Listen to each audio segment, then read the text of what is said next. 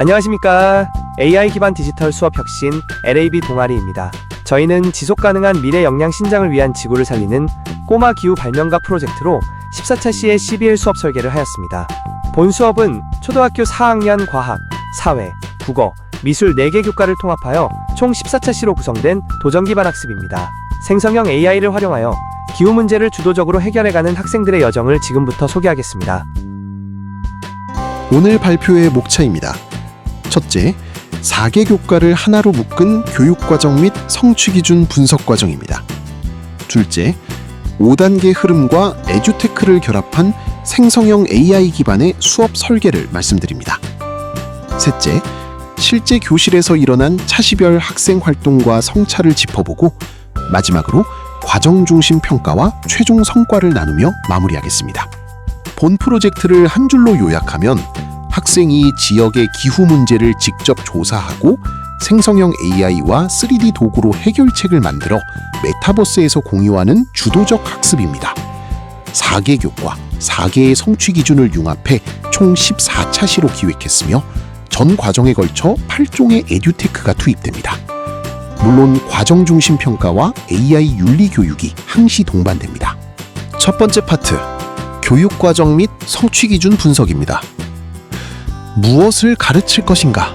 라는 근본적인 물음에서 출발하여 서로 다른 4개 교과를 어떻게 하나의 거대한 도전 과제로 묶어냈는지 그 설계의 시작점을 살펴보겠습니다.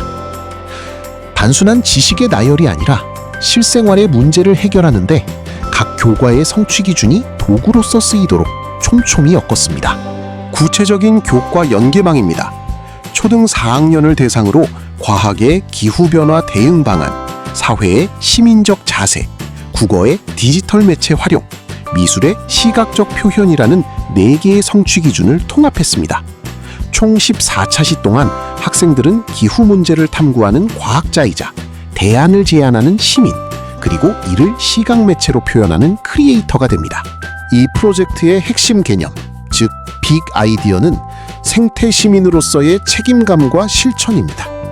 기후변화의 원인을 아는 지식적 이해를 넘어 디지털 도구로 협업하고 문제를 해결하는 기능을 기릅니다.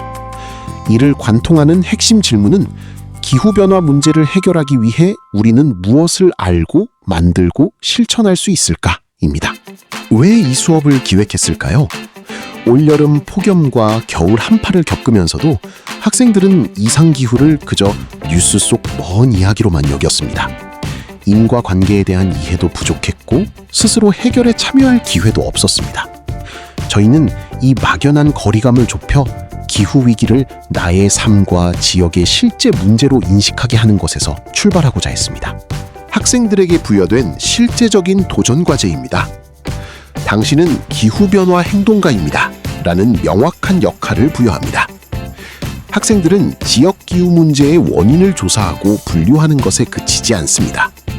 직접 기후 대응 도구와 캠페인 콘텐츠를 설계하고 제작하여 메타버스 박람회에서 학교 구성원들의 실제적인 실천을 이끌어내는 미션을 완수해야 합니다. 이 14차 시의 도전 과정을 통해 학생들은 창의적 사고, 문제 해결력, 정보 활용 능력 등 미래 핵심 역량을 기릅니다. 여정의 끝에서 학생들은 책 속의 발표 자료, 캔바로 만든 캠페인 포스터와 쇼츠 영상, 그리고 코블록스로 코딩한 3D 기후 대응 도구까지 다양하고 완성도 높은 디지털 산출물을 세상에 선보이게 됩니다. 두 번째 파트, 생성형 AI 기반 CBL 수업 설계입니다. 앞서 정의한 도전 과제를 어떻게 가르칠 것인가에 대한 고민을 담았습니다. 도전 기반 학습의 5단계 흐름 속에 다채로운 에듀테크 도구들을 단순한 흥미 위주가 아닌 분명한 교육적 목적을 가지고 어떻게 결합했는지 14차 시 계획을 통해 구체적으로 살펴보겠습니다. 전체 수업은 도전 기반 학습 5단계 흐름으로 전개됩니다. 1차 시 관계 맺기로 문제에 공감하고 2에서 4차 시 집중하기로 배경 지식을 쌓습니다. 5에서 6차 시 조사하기로 지역 데이터를 분석한 뒤 7에서 9차 시 조직 및 정교화에서 해결책을 설계합니다. 마지막 10에서 14차 시 전이 및 실천 단계에서 산출물을 제작하고 널리 공유하게 됩니다. 단계별 에듀테크 활용 계획입니다. 책열매와 멘티미터로 지식과 문제 상황을 탐색하고 패들렛으로 실시간 의견을 공유합니다. 통계 놀이터와 구글 슬라이드로 지역 데이터를 협업 조사하며 캔바의 생성형 AI와 딜라이텍스로 아이디어를 3D로 시각화합니다. 이 모든 여정의 최종 발표는 제프 메타버스 공간에서 이루어집니다. 본격적인 AI 활용에 앞서 학생들과 맺은 4가지 윤리 약속입니다. 첫째, AI는 틀릴 수 있으니 교차 검증하기. 둘째, 질문은 구체적으로 하기. 셋째, 타인 저작물 복붙 금지. 넷째, 개인정보 입력 금지입니다. 이 약속은 일회성 교육이 아니라 매차 시 결과물을 만들 때마다 확인하는 실천적 규칙으로 강하게 적용되었습니다. 1에서 6차 시까지의 전반부 교수학습 흐름입니다. 학생들은 멘티미터로 기후 경험을 떠올려 마인드맵을 만들고 책열매 도서 탐색 후 캔바로 소개 자료를 제작합니다. 이후 모둠별로 폭염이나 가뭄 등의 현상을 세부적으로 분류하고 통계 놀이터를 활용해 우리 동네의 실제 기후 데이터를 구글 슬라이드에 함께 조사하고 정리합니다. 7에서 14차 시까지의 후반부 흐름입니다. 조사한 자료를 바탕으로 해결 아이디어를 내고 캔바 AI를 활용해 기후 대응 도구의 설계도를 그립니다.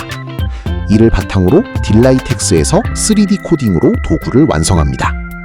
마지막으로 이 발명품의 필요성을 알리는 캠페인 콘텐츠를 만들어 메타버스 박람회에서 전시하고 다짐을 나눕니다. 촘촘한 설계를 위해 저희가 거듭 확인한 체크리스트입니다. 실제 우리 동네 기상 데이터에서 출발했는가? 학생 스스로 설계하고 선택하는가? 모든 제작이 협업으로 이루어지는가? AI 활용 목적이 뚜렷한가? 이런 엄격한 기준들을 통과하여 탄생한 것이 바로 우측에 보이시는 메타버스 박람회라는 학생 주도적 결과 공유의 장입니다. 세 번째 파트, 수업 실행 및 차시별 성찰입니다. 이렇게 치밀하게 설계된 프로젝트가 실제 교실 현장에서는 과연 어떻게 일어났을까요? 1차 시 국어부터 14차 시 메타버스 공유에 이르기까지 학생들의 빛나는 산출물과 함께 교사로서 느꼈던 성취, 그리고 앞으로의 개선점들을 솔직하고 생생하게 나누고자 합니다. 1차 시, 나의 기후변화 경험을 마인드맵으로 펼치는 시간입니다. 거창한 기후위기가 아닌 내가 겪은 찜통더위처럼 나의 이야기로 접근하니 소극적인 학생들도 금세 몰입했습니다. 다만 샌드박스 조작에 초반 시간이 다소 소요되어 향후에는 3분짜리 짧은 사용법 영상을 수업 전에 미리 제공해야겠다는 성찰을 얻었습니다. 2차 시는 디지털 독서 플랫폼에서 배경 지식을 쌓는 단계입니다. 책열매의 AI 도서 추천 기능이 학생 개인의 관심사에 맞는 책을 띄워주어 독서 몰입도가 굉장히 높았습니다. 하지만 4학년 수준에 맞는 책을 방대한 자료 속에서 스스로 골라내는데 시간이 꽤 걸렸습니다. 교사가 미리 5권 정도의 큐레이션 목록을 준비하는 것이 좋습니다. 3, 4차 시는 탐색한 책을 캔바로 소개하는 활동입니다. 무작정 툴을 열지 않고 기획안을 먼저 작성하게 한 점이 내용의 깊이를 더했습니다. 특히 AI 이미지 생성 기능 덕분에 그림 그리기를 두려워하던 학생들도 훌륭한 창작물에 기여할 수 있었습니다. 다만 원하는 이미지를 위해 구체적인 프롬프트 작성 팁 안내가 필수적입니다. 5차 시는 기후변화의 형태와 원인을 조사하고 분류하는 단계입니다. 단순히 정보를 나열하지 않고 물과 관련된 변화, 더워지는 현상 등 학생 스스로 기준을 세우며 고차원적인 사고를 경험했습니다. 다만 자기가 맡은 현상에만 집중하는 경향이 있어 분류 직전에 모둠별로 1분씩 핵심 내용을 전체 공유하는 시간을 추가할 계획입니다. 6차 시, 통계 놀이터로 지역 데이터를 조사하는 시간입니다. 화면 속 꺾은선 그래프가 훌쩍 뛰는 것을 보며 아이들은 기후위기를 진짜 우리 동네의 이야기로 체감했습니다. 구글 슬라이드 동시 편집도 활발했고요. 다만 제공되는 통계가 넓은 광역시 단위라 읍면동 단위의 기상청 세부 자료를 교사가 추가로 제공할 필요를 느꼈습니다. 7, 8차 시는 아이디어를 발산하고 발표하는 시간입니다. 멘티미터와 스캠퍼 기법을 활용하니 단순한 쓰레기 줍기를 넘어 탄소 배출 규제 같은 사회 제도적인 아이디어까지 폭넓게 확장되었습니다. 아쉬운 점은 다수결 투표로 인해 소수의 참신한 의견이 가려지곤 했는데 실현 가능성을 평가하는 매트릭스 도구를 추가 도입하려 합니다. 9차시는 기후 도구를 구체적인 설계도로 그리는 단계입니다. 머릿속으로만 상상하던 발명품이 캔바 AI를 통해 눈앞에 즉시 시각화되자 학생들은 스스로 부족한 기능을 찾고 고치는 훌륭한 수정 과정을 거쳤습니다. 다만 이걸 나중에 3D 코딩으로 진짜 구현할 수 있을까? 라는 실현 가능성에 대해 교사가 지속적으로 발문해 주어야 합니다. 11차시 딜라이텍스와 코블록스를 활용한 3D 도구 제작입니다. 아이들의 몰입도가 단연 최고조에 달했던 시간입니다. 코딩 오류를 잡기 위해 서로 돕는 끈끈한 협력적 문제 해결이 돋보였습니다. 하지만 80분 안에 3D 모델링과 코딩을 완벽히 마치기에는 시간이 너무 촉박했습니다. 향후 이 단계는 최소 3차시 이상으로 늘려야겠습니다. 12차시는 자신이 만든 발명품을 세상에 알리기 위한 캠페인 제작 시간입니다.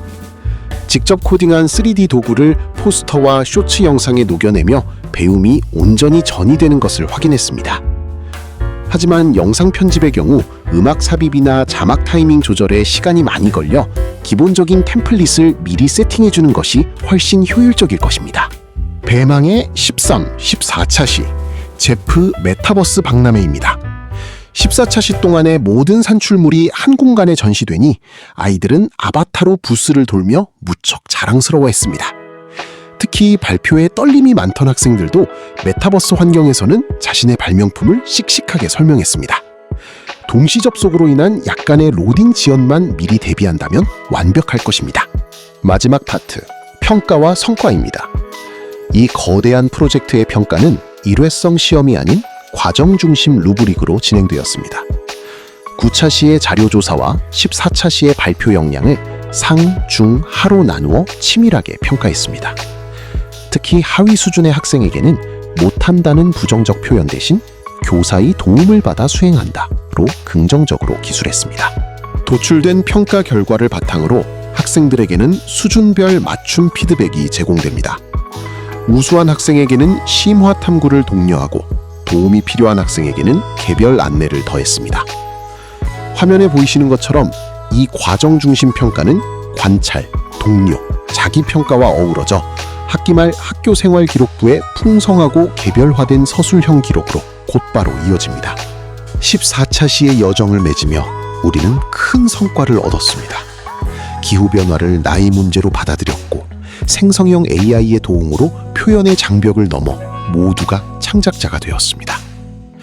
우리는 무엇을 알고 만들고 실천할 수 있을까? 이 거대한 질문에 4학년 꼬마 기후 발명가들은 스스로 멋진 해답을 내놓았습니다. 이상으로 발표를 마치겠습니다. 감사합니다.